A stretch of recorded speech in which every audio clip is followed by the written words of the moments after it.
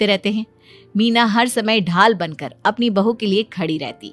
तभी एक दिन पड़ोसी, मीना, तूने अपने बेटे के लिए यह कैसी बहू चुनी है जिसकी माँ उसके पैदा होते ही गुजर गई? अरे ये तो कुलक्षणी है। ऐसों के घर का तो पानी भी नहीं पीना चाहिए और तूने उस घर से लड़की चुन ली। ये सब फालतू बातें हैं, ऐसा कुछ नहीं होता। मीना, तूने उस बिन माँ की बहू को बहुत सर पर चढ़ा कर रखा है। अभी भी वक्त है, संभाल ले उसे। कहीं ऐसा ना हो कि तेरे हाथों से फिसल जाए तेरी बहू। ये तुम लोग क्या बोल रही हो? मेरी बहू बाकी बहू जैसी नहीं है, वो तो कोहिनूर से भी कीमती है मेरे लिए। हमारा काम था तुझे समझाना। बहू को कभी भी बेटे से बढ़कर प्यार नहीं देना चाहिए, वरना उन्हें बिगड़ते देर नहीं लगती। और यहाँ तो तेरी बहू बिन माँ के पली बड़ी है। न जाने उसके बाप ने कैसे संस्कार दिए होंगे उसे। चुप करो तुम लोग, मैं अच्छे से समझती हूँ तुम लोग मुझे मेरी बहू के खिलाफ भड़काना चाहते हो। देख मीना, हम तेरी सहेलियां हैं, तुझे भड़काकर हमें कुछ नहीं मिलने वाला, लेकिन बहू को इतना सर पर चढ़ाना ठीक नहीं। हमारा काम तो सिर्फ तुझे आगाह करने का था, बाकी मानना न मानना तेरी मर्जी। चल मीना, अब हम लोग चलते हैं, तू अपना ध्यान रखियो।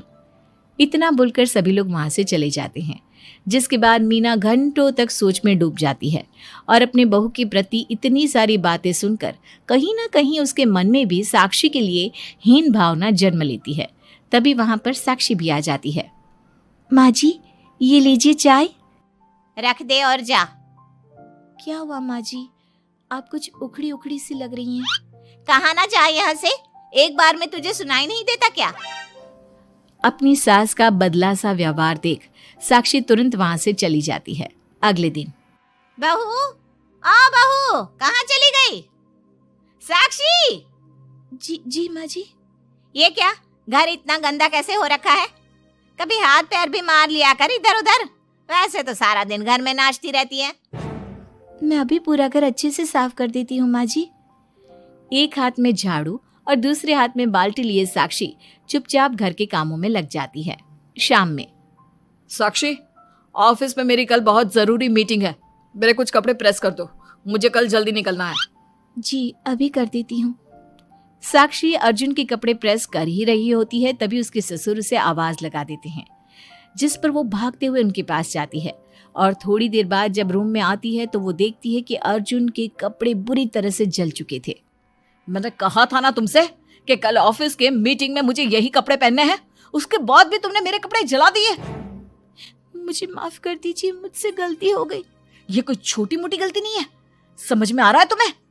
शोर की आवाज सुनकर अभय और मीना भी वहां पहुंच जाते हैं। क्या हुआ, तुम दोनों लड़ क्यों रहे हो? पापा देखिए ना, इसने मेरी नई शर्ट जला दी जो मैं कल मीटिंग में पहनने वाला था।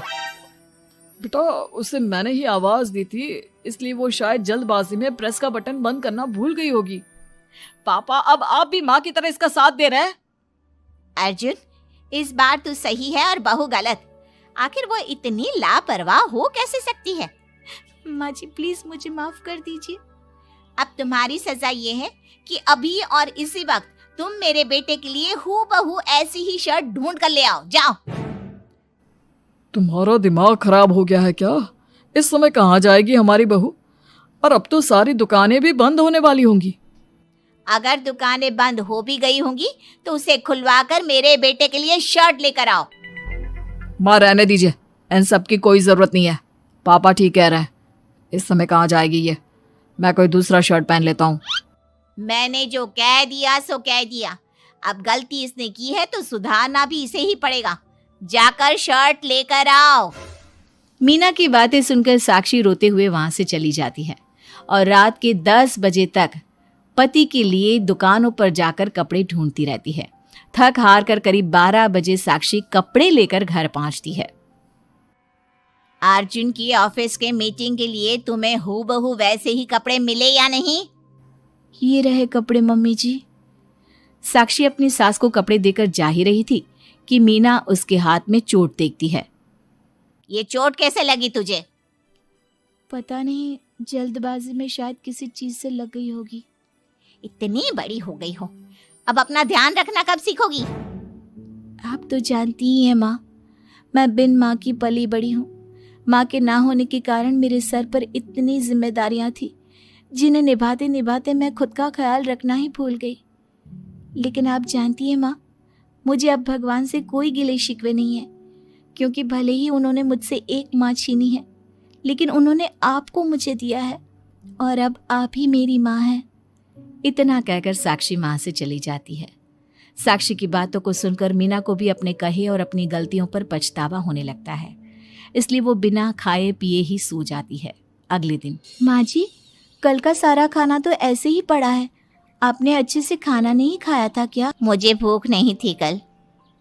साक्षी अपनी सास के दर्द को समझ जाती है और उसका हाथ पकड़ते हुए कहती है, चलिए माँ जी, मैंने आपके लिए आपकी फेवरेट छोले भटूरे बनाए हैं। आपने कल रात से कुछ नहीं खाया था ना, इसलिए सुबह उठते ही मैंने पहले आपके लिए खाना बनाया है।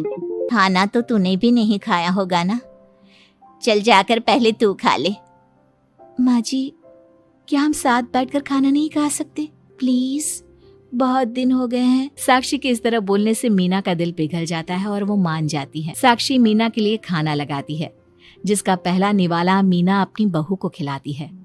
मुझे माफ कर दे बेटा, मैं जानती हूँ पिछले कुछ दिनों से मैंने तुझे बहुत चोट पहुँचाई है, हो सके तो मुझे माफ कर देना। नहीं नहीं माँ जी, आपका पूरा हक है मुझे डांटने का। मुझे आपकी किसी भी बात का कभी बुरा नहीं लगा। अपनी सहेलियों की बातों में आकर मैंने अपने दिल में तेरे लिए नफरत पाल ली थी, लेकिन कल जब तुझे रोते बिलखते देखा तो मेरी ममता फिर से लौट आई। मुझे माफ कर दे बेटा, मैं एक अच्छी सास नहीं बन सकी। किसने कहा आपसे कि आप अच्छी सास नहीं हैं? आप तो वर्ल्ड की बेस्ट सास हो, और सच कहूं उससे भी बढ़कर बेस्ट बेस्ट बेस्ट बेस्ट मेरी माँ हो आप।